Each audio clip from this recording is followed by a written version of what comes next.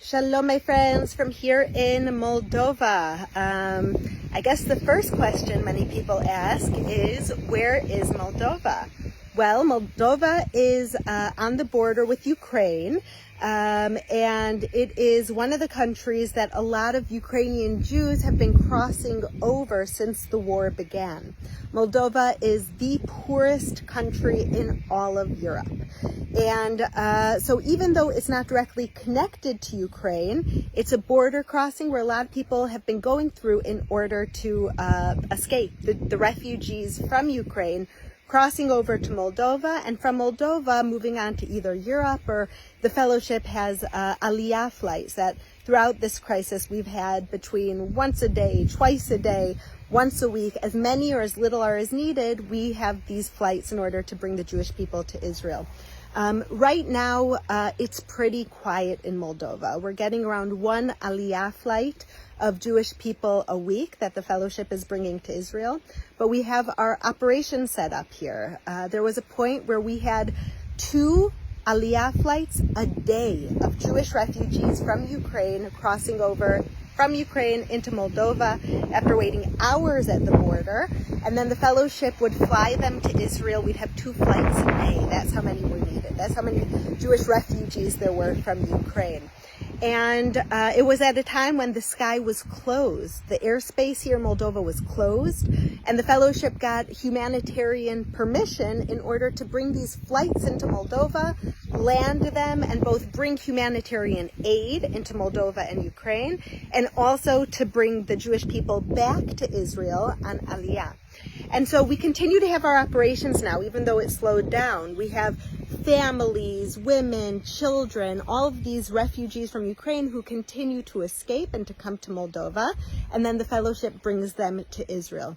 We even have a program, if you remember a few weeks ago, I was at the airport in Israel, where I greeted sick Holocaust survivors. We have a program with our partners, of course, our amazing partners at the JDC and with Chabad, with Zaka, with the Federation of Jewish Communities. We have programs that we go into Ukraine, evacuate with an ambulance and doctors sick Holocaust survivors that otherwise wouldn't survive, bring them in an ambulance with a doctor over the border into Moldova, and then fly them on an emergency medical chartered flight to Israel.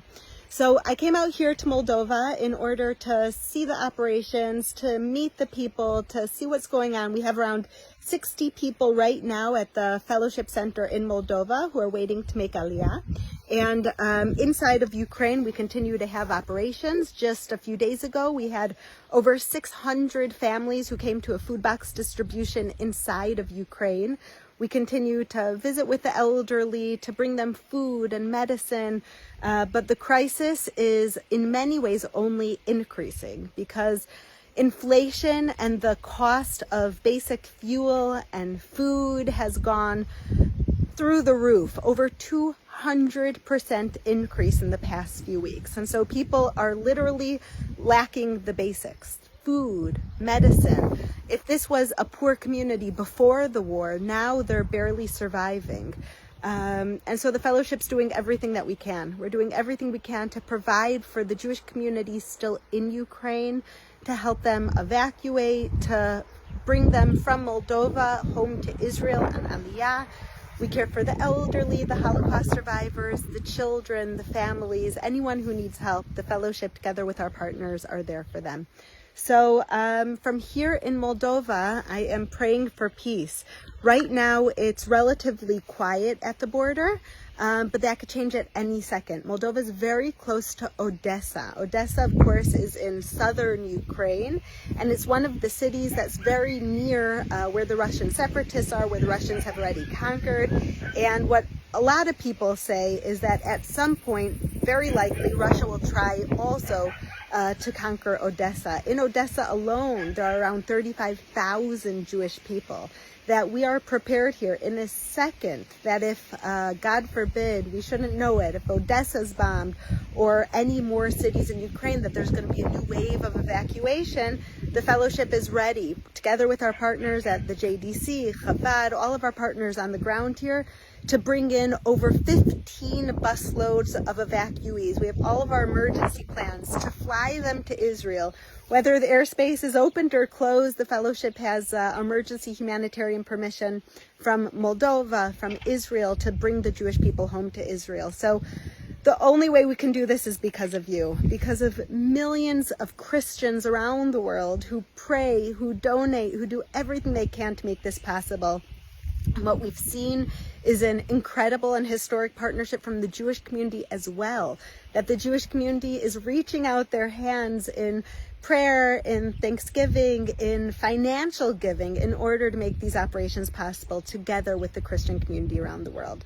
So continue praying, continue acting. The fellowship continues to be on the ground in Ukraine, in Russia, in Moldova, in all of these countries that need our help. We are here representing you. So from here in beautiful, green, cloudy Ukraine, Moldova, shalom, and God bless you.